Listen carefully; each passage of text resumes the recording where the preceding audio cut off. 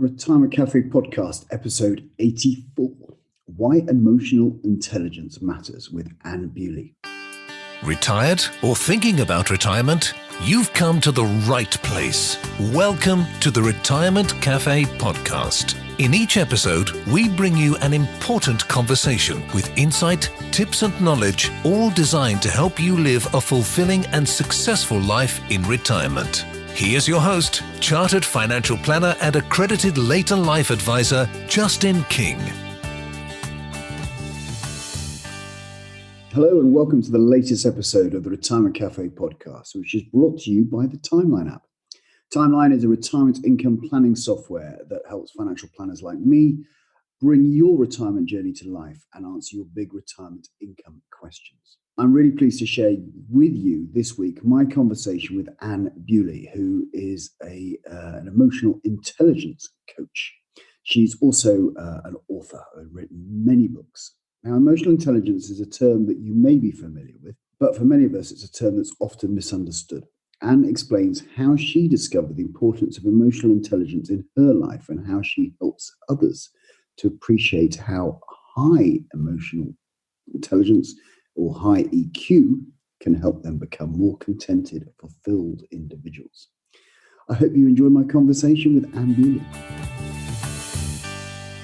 Hi, Anne. Nice to meet you. It's great to meet you too. Thank you for inviting me on your show. My pleasure. I've been really looking forward to having a conversation with you. Can you tell our listeners a little bit about who you are and what your story is about? Okay. I'm a financial emotional intelligence coach. It sounds like a very long title. The way I say it to people, I'm a unicorn. That's what marketing says, because I'm the only person I know who is an emotional intelligence coach, a finance economist, and a chartered financial analyst. So I coach and I speak about money in French, English, and Chinese Mandarin. I'm a unicorn. Pick your language. Marvelous. I can detect an accent, Anne. Tell the listeners where you're from. I'm French Canadian, so I grew up in French. I did not learn English until I was like 18 years old. So that's the accent. Apparently, we get rid of our accent if we learn a language before 10 years old. That's what I heard. Right. Since I learned it late, I carried an accent. And since I lived all over the world, I seem to have a very different accent. Some people think I'm Russian. Some people think I'm Polish. I don't know. I just do me. But it's French Canadian. Yeah. And you're in Canada at the moment? Yes. I'm located in Vancouver, British Columbia. Oh. And before that, I did 10 years in China. Wow. So you are in a beautiful part of the world, though, Vancouver. Great. So, okay, financial emotional intelligence coach. How on earth did you end up there? Well, I started my career as a finance economist. Yeah. I was for the public sector. I worked for the province of New Brunswick. So I managed the budget. I did all the cash management. And then I was very young. I was 22 years old. And then I got hired by, you could say, a firm on Bay Street, an investment management firm. And by the age of 26, I was doing investment management. So I became a chartered financial analyst. And it was all about portfolios and stocks and options and explaining to brokers how to sell the products to the clients or how to explain management performance. Right. I was very successful at what I was doing, but completely lost. I had no idea what money meant to me emotionally. Actually, money scared the bejesus out of me. And it's funny because that was my job. My job was to handle millions of dollars. Wow. But I grew up super poor, like dirt poor, ghetto poor. And my parents constantly fought about money. Right. And I got so fed up at the age of 8 years old. I remember vividly, I told myself that I will never be like them. I will never fight about money. I'll have enough money to buy what I want. And I did. I got to a point where I was a multimillionaire, and I would look at the Christmas tree with full of gifts and cry, just cry, not even knowing what was happening to me. Wow. And because I had an emotional hole within that no amount of money, people, or things could fix. I had to fix it. I had to get in touch with me. And looking at the results in my life, nasty divorce, bad relationships, like I did it all. and depressed, so depressed that I didn't even know I was depressed. I wasn't the woman I am today. I was like a pretty shell. You would look at me and think, is there anybody home in there? There's just a smart brain. That's all I see. Because I have more diplomas than a monkey on crack. And then, if you've ever seen the movie, have you ever seen the movie The Matrix? Yeah. Okay, I met Morpheus. Holy moly, I met Morpheus. And he just held a mirror. And I saw I had no compassion, so little, for the child in me, for the woman in me, and I just collapsed. I was a coach back then, and I was coaching EQ. Wasn't it funny? I was coaching EQ, but I hadn't done my work yet. And I stopped coaching. I went public. I said I embraced vulnerability with all my heart. And I said out loud, if I am not intimate with me, and intimacy means into me, see, if I don't know who I am, if I suppress all my feelings and emotions, then I don't know what I want. And so that's how I understood the emotional hole within. And then I went to work on myself. And weekly, 90 minutes sitting in front of Morpheus for years and years and years and years. And I'm still sitting in front of Morpheus every week. And I found me, and I found joy, and I found life, and I understood that I only know what I'm living. And then I understood my relationship with money, and I combined the two. I'm the only person I know who can put money, emotional wounds in one sentence and come out on top. So what was the breakthrough learning point for you then? What was the thing that finally got you to understand where money was emotionally with you? Feeling. We make decisions emotionally first. We make decisions emotionally first. Everything we've ever bought is because there was an emotional attachment to it. When I understood how the feedback loop, like what we call the mental hamster wheel, how it works, that was the breakthrough for me. When I saw that feedback loop, I was like, I get it. And I specialized in it. So tell me and the listeners a little bit more about the feedback loop. Okay. Explain that. So I'll just do an exercise that I do with many of my clients. I would ask somebody, do you rationally, so in your mind, rationally welcome $1 million right now? And I did that with a client recently. And she was like, because she wanted to know why she did not have the money she wanted in her bank account. Right. And I said, do you rationally welcome $1 million right now? And she was like, yeah, hell yeah. Oh yeah. And it was all that booyah and very, very, very, very loud. And I was like, okay. Imagine you are walking in the desert by yourself. There's no one else around you. There's no one in front. There's no one behind. It's just you. All of a sudden, you find a black duffel bag. You open the bag and you see $1 million in unmarked bills in it. What emotion came up? Like, be honest with yourself. So my client answered, panic. And I was like, keep thinking, keep looking at the money, that $1 million, and keep feeling that emotion. What feeling came up? Because we generate a feeling. Feeling is deeper than an emotion. So if we keep thinking a thought with a specific emotion, that will generate a feeling. So she was like, more panic, like dread. I said, okay. Our ego, we all have an ego. And our ego always justifies itself, always. But most people don't know how it justifies itself. And I didn't know either back then.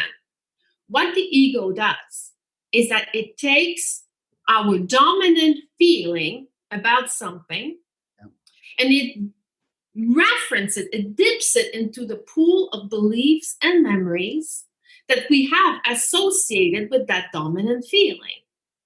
So I asked my client, when you felt that panic by seeing the money in the black duffel bag, an image flicked through your mind. What was it? And she said, movies, mafia. So I said, based on what you said, that feedback loop, thought, emotion, feeling, and the validation, the dipping into the pools of beliefs and memories. I said, for you to have $1 million in your bank account right now, there's a high chance you became part of mafia, or that it's dirty money, or that, and she was like, that makes no sense rationally. I said, of course not. We make decisions emotionally. I said, feel into it. She burst out crying. And I said, what is the feeling that you get when you pay your bills? Panic. What, when you pay the rent? Panic. When you pay the car payment? Panic. And I said, when you receive money, you receiving money should be a good thing, right? I said, what is the feeling? And she was like, panic, because I don't know when I'll get it again. So I said, therefore, your dominant feeling associated with money is panic. And it could be anxiety or worry. So that's the self-awareness piece. And then I say to people, I said, would you be friends with somebody who makes you feel panic? They're like, no. Would you welcome them in your home? No. Would you go out to lunch with them? No. Why? Because they would cause you panic. That makes sense, right? Yeah. Then money is no different. You push money away. So if I said to my client, if I had told you the reason why you don't have $1 million in your bank account is because you're pushing it away, you're disallowing it, you're not wanting it, you would have never believed me. But by feeling their truth, by going through the feedback loop, they got it. And they were like, how do I change the feeling? So what would be what in your view is a good response, a good feeling to money? How would you, a mature feeling to money? Well, mature there's a difference between mature. Many people think mature is like the intellectual maturity to understand something, but the emotional maturity would be appreciation. I've done this exercise with people who actually have a lot of money. And, they're crying. They're crying. They're not asking where the money comes from. They're on their knees. They're like genuinely tears of gratitude. They're like, thank you, universe, thank you. And then it's all that comes out of is like, thank you. That would be an appropriate and an emotionally mature. That's somebody who, when they find a penny on the ground, they treat it with the same appreciation as $100 bill, because they get that money is energy, and we either welcome the energy or we don't. Now, you do a lot of work with women, don't you? I do. Do women have a particular need in this area, or are they just more open to be working in this area, do you think? No, I do a lot of work with corporate sales teams. Right. Like, for example, Kawasaki. Everybody knows Kawasaki. I opened Kawasaki's National Sales and Marketing Conference. It was the first time that they brought emotional intelligence into the mix, because a lot of their target market are women now. Women are the ones with the money who can walk in, buy that bike, have that Jeep, that whatever it is, and they pay cash. Wow. But they don't like to be sold. And treating them that, hey, little lady, that doesn't work either. So they need to be approached with emotional maturity. So they wanted to tap into that target market.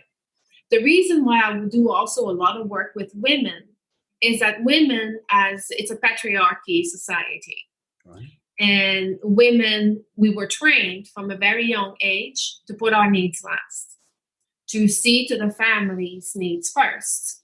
And that was deemed as our badge of honor, that we put ourselves last. But if we put ourselves last, if we put our needs last, what's the feeling? Well, we're a bit downtrodden, I suppose. We're at the bottom. It's at the bottom. And it's a feeling at the bottom. Then what they attract is stuff at the bottom. So they struggle building businesses. They struggle. And if they do, and they work and they put all their efforts into that business, like if they try to flip it the other way, oftentimes it becomes they feel guilty. They feel ashamed, because it's like, well, I need to put 10 hours in my business today, but the kid's crying and I've got to put dinner on the table. And so they understand that they're building a business built on guilt and shame. That does not work. So a lot of people is, I'll just work harder. But if, like I say to my prospects when they come to see me, if working harder was the solution, you'd already have all the money you want. Because we all know how to work hard. We all know how to put our nose to the grind and just keep plowing. But it's emotionally first. It's like if you're under resonance. If we want something, we must be it before we have it. That's just the way the universe works. So we must have that resonance in order to attract it, because we make decisions emotionally first. So I work a lot with women to remove the guilt and shame so that they can build their business with passion, with focus, with intentionality, without feeling guilty and ashamed all the time. Fantastic. Great work. Now, I know that you've written a whole series of books. The Emotional Intelligent Way. Tell me about this. It's something like 29 books, is it? You're a busy lady. Tell me what you've achieved with these books. The series has 3 parts. There are 3.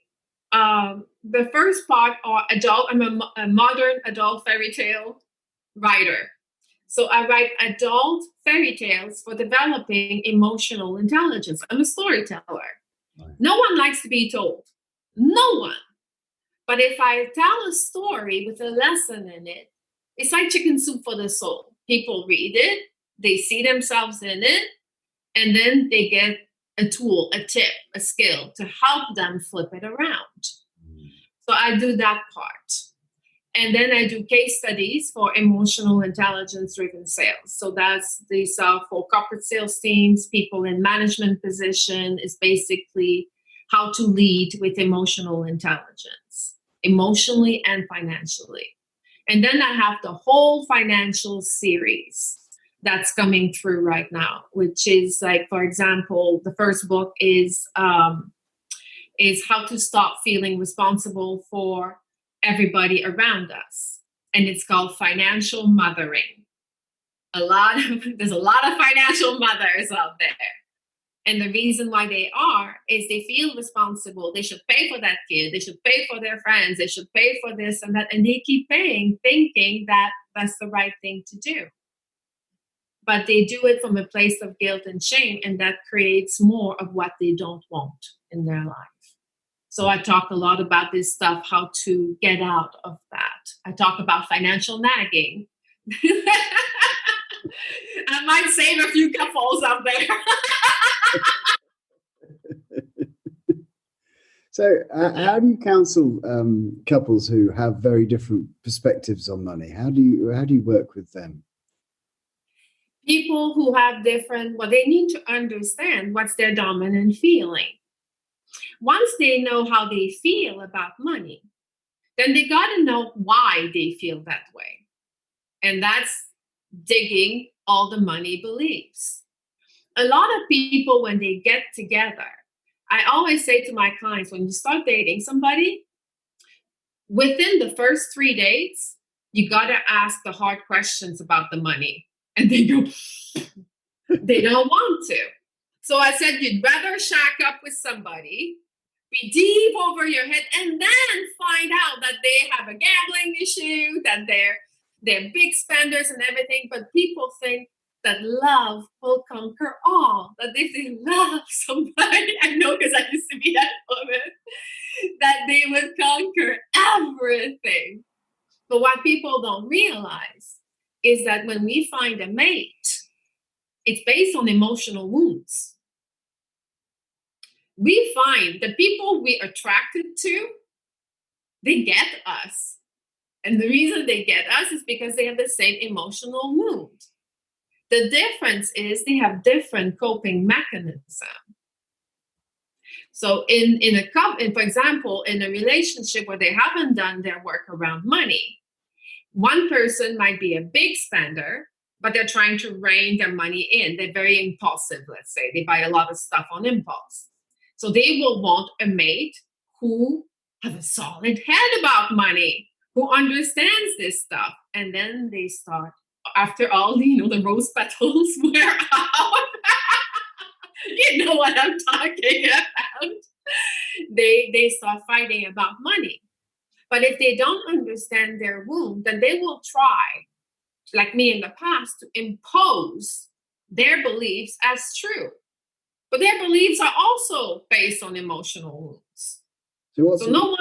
Yeah. A good question to ask your partner or prospective partner or even your spouse. What would be good questions to ask them about money? How do you feel about money?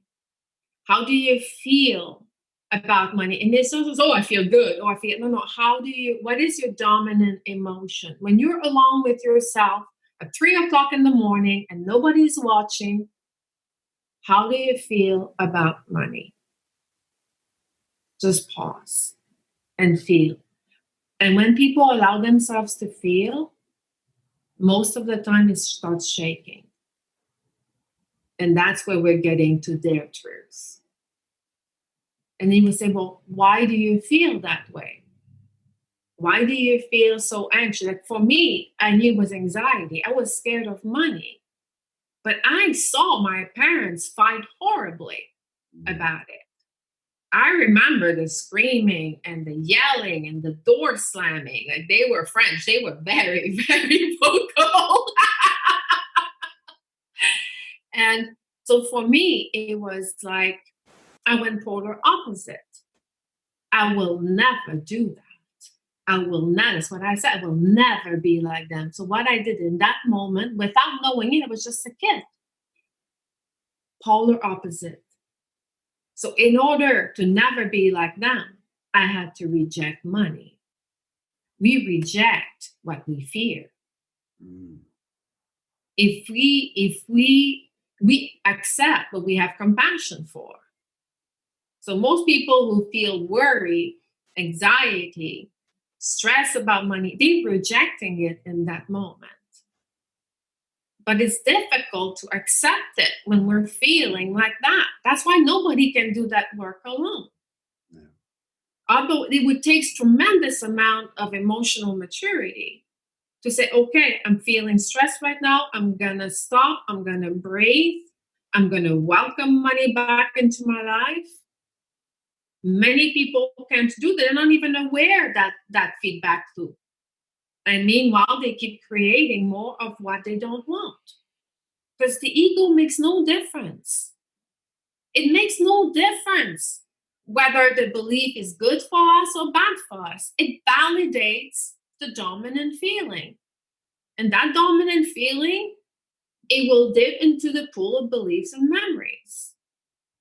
It's like I say to couples, when you met her or him, you really like them, right? They're like, yeah, okay. So that thought, I like them, that emotion, a feeling, oh, I'm in love. And then the memories, oh, there's that picnic and that walk, and we held hands, and we went to restaurants and the movies and the vacations, and they have all those memories. I said, let's go back to thought. And then one day the breakup occurs. What's the emotion? Oh, that woman, that man. What's the feeling? I don't want these people in my life.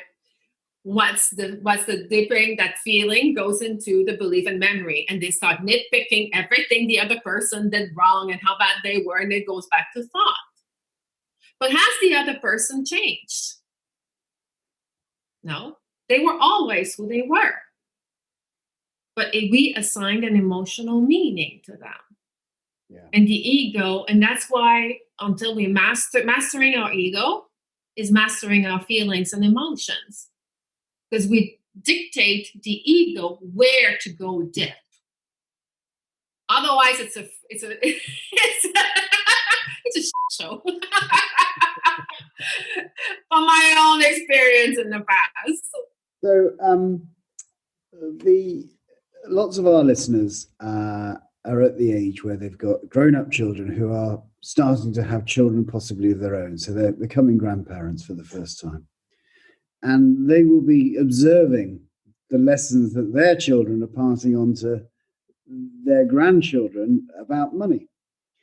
What will your words of advice be to new parents or to parents, talking about money with children? Have honest conversations. When I said the ego validates, it's not just for us. Our children saw us. They saw us. They heard. They felt everything. If we think that the conversations that we had behind closed doors, that our children did not feel them, they felt it. Emotion, energy is boundless. It's not bound by time or space. And as I would have those honest conversations and those things like, well, we don't talk about money at the kitchen table. No, we talk about money at the kitchen table. It's the only way that we can heal. Otherwise, we will perpetuate. Like my ex-husband and I. My ex-husband was the head of 3 countries for an international bank. You would think we had our money shit together. But we fought about money a lot. He worked tremendously when the kids were young. And and when he was in his 50s, he decided, I'm going to retire. And he bought this phenomenal house, multi-million-dollar house.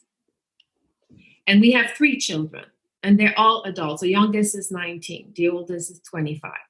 Okay. And he invited the middle child. He says, come see my house. I'd love for you to see my house. And she wouldn't go.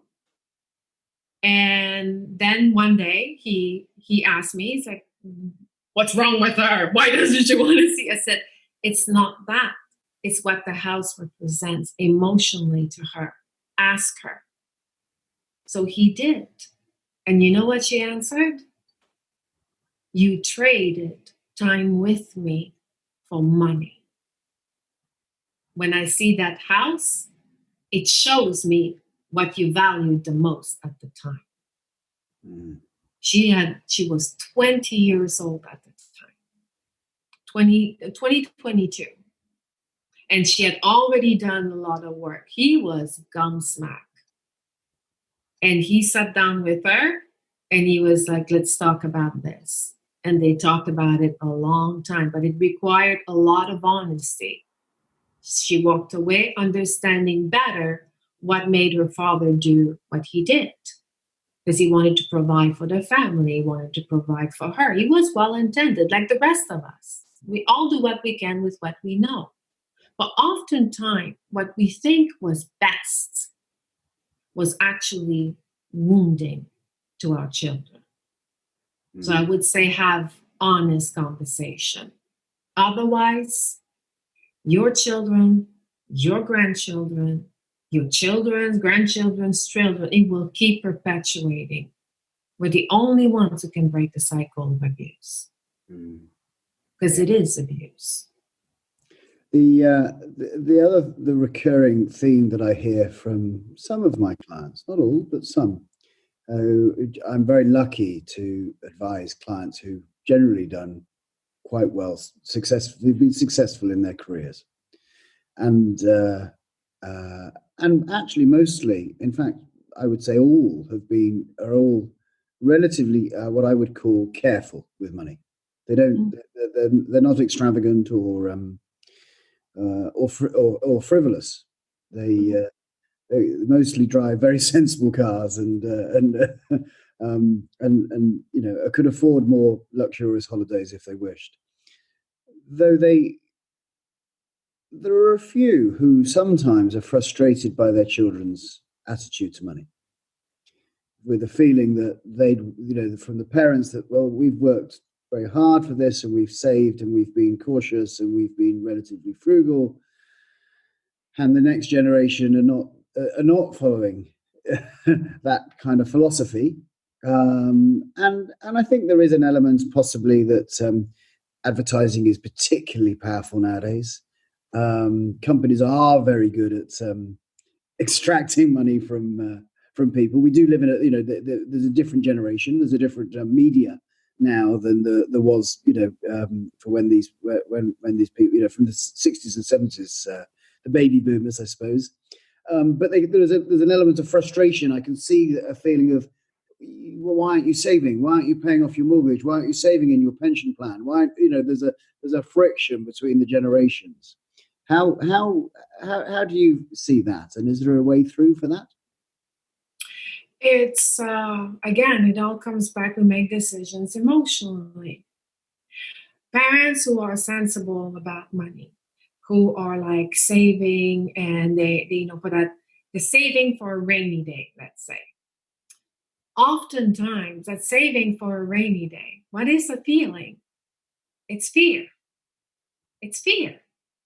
Worry, fear can be anxiety or fear. So it comes back again. They associated this deep feeling of fear, of anxiety, of worry, of not having enough. It's a feeling of lack. And it comes back to what I said at the beginning.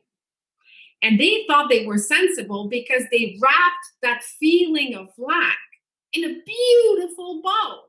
I am a sensible, I know I did. I am a sensible person. I understand money. I understood nothing because I was out of touch with my feelings and emotions. So when it comes to the children, they didn't look at the bow. They went straight to feelings. Children don't have the filters we have. They went straight to the feeling. And with the feeling that they were taught was lack. They polarized it. So what the parents are seeing are the fruits of their teaching. And I know that's when people tell me to F off when I say that. It's okay. But the apple does not fall far from the tree. It's based on feeling. I did the exercise, like my son has a very good job. He's 25 years old, 6 digits. 6 digit. The kid is like super, super smart. And he said to me, I have a good relationship with money. I'm saving. I'm going to buy this. I'm looking at him. Can we do an exercise here? And he was like, sure. And I walked him through the duffel bag exercise. His whole face changed. And there was anger and contempt. And contempt is hate based in self-loathing. So he saw it.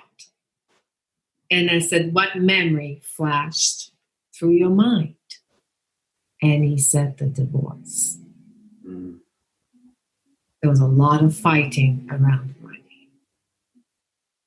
So I said, therefore, for you to accept greater level of wealth in your life, you would have to deal with your content. You would have to deal with that wound first. He became very quiet and very honestly said, not now.